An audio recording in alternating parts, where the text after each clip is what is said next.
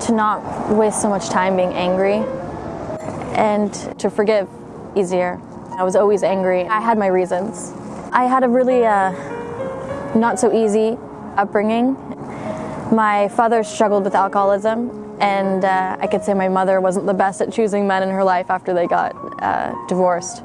So I grew up in a home where I saw my mom with these really bad men that would do bad things, and then I would see my dad, an alcoholic, doing the things that he does, and kids that usually grow up in that kind of environment don't usually have the best outcomes, and they grow up, being angry or getting into drugs themselves. I ended up turning to drugs and alcohol myself.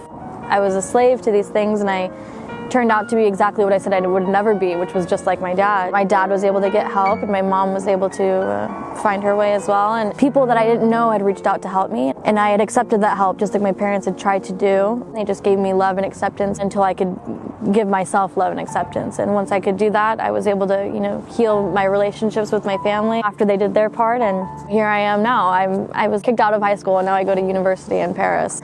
And I think that, my life would have been a lot easier, and there would have been less pain if I was more willing to forgive and be less like of an angsty, angry teenager. But we're all on our own path, I guess. To listen more to the stories my grandfather used to tell me. Every night before bed when he came to visit us, he would tell us these amazing stories about his life when he was younger, and I would always fall asleep at the end, and I don't know how a lot of those stories turned out, so I wish I would have stayed up longer. I regret that part of it. He passed away. He was a really amazing person, and he always wore a cowboy hat and cowboy boots. He looked like the classic Western cowboy. He was a really crazy, cool person. He had like a pet skunk that he grew up with, but there's this one I remember, and he got bitten by a rattlesnake. They lived in this tiny canyon in the middle of nowhere, and there was no way he could have gone to a doctor, and I could never remember the ending because I fell asleep. And I don't believe in an afterlife or anything, but if he were here right now, I would just say that I love him, and I would ask him to tell me one of his stories. So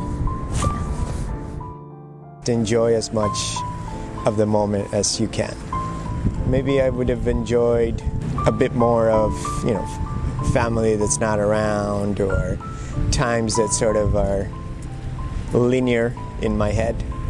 My grandfather, my dad, due to life and things like that, I pushed away a bit, and I didn't enjoy as much as I could, and said he was gone suddenly, so having more enjoyable moments when we were together would have been great to have. I just wish I would have enjoyed or lived a little more the ones we did have.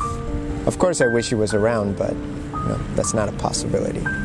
Just kind of wish I would have been more present when I had the chance. I wish he was around to meet my daughter and my new son. That'd be awesome. Yeah. To see what I do for work now, and just to enjoy more times with family. Choose yourself sometimes and know when to make the hard decision to do that.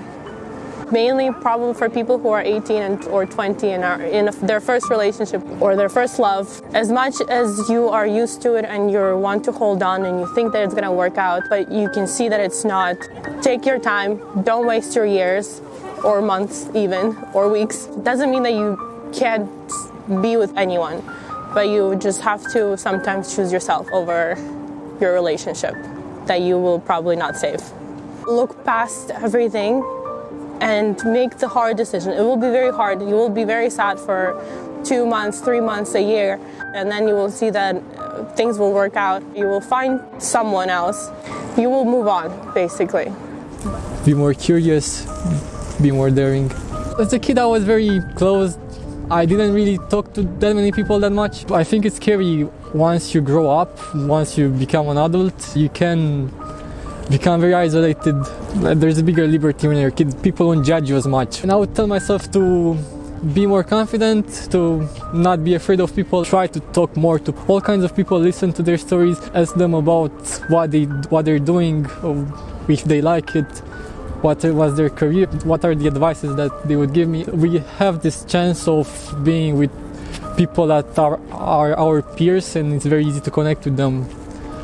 To learn languages, because at the moment I learn French and I learn already English, close to fluent but not amazing, and I speak Russian. And my life showed me that language can give really great opportunity in your life. If you speak English, you can move to another country, you can travel, collaborate.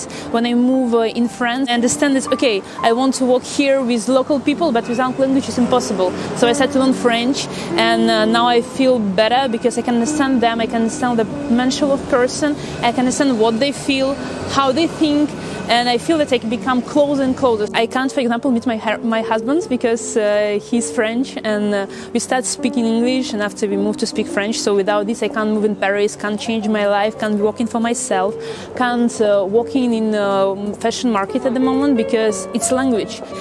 Without language, I can't travel in the campus in different countries and speak with people, understand that they are different. Without language, I can't see films when actors speak in their languages. And it's really crazy different when someone translates you, the actor, and when you hear what he really say. As more as possible, spend time for languages and take pleasure for the life. Follow what I am best for. I was good at sports and I wanted to be a coach. Someone told me there is only boys and they are very good at sports, you are not good enough. And I wasn't enough confident, and that's why I didn't keep this voice. I was wrong. All these years that I abandoned this dream, I totally also abandoned sports. I kinda rejected this dream. I have done a test. You see your personality, what you want to do. At the end of the test, it says to me, number one, to be a coach. I lose 5 years study something that I wasn't enough passionate.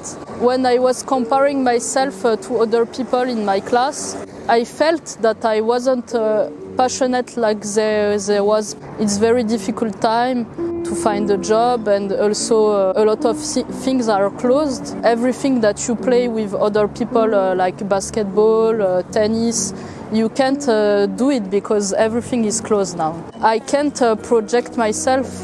I want now to do that, and I have a lot of regrets because I lost time. Don't care about what people think. I was always shy. I wanted to be like transparent. I didn't have a strong personality. Always on the side. I was a dreamer.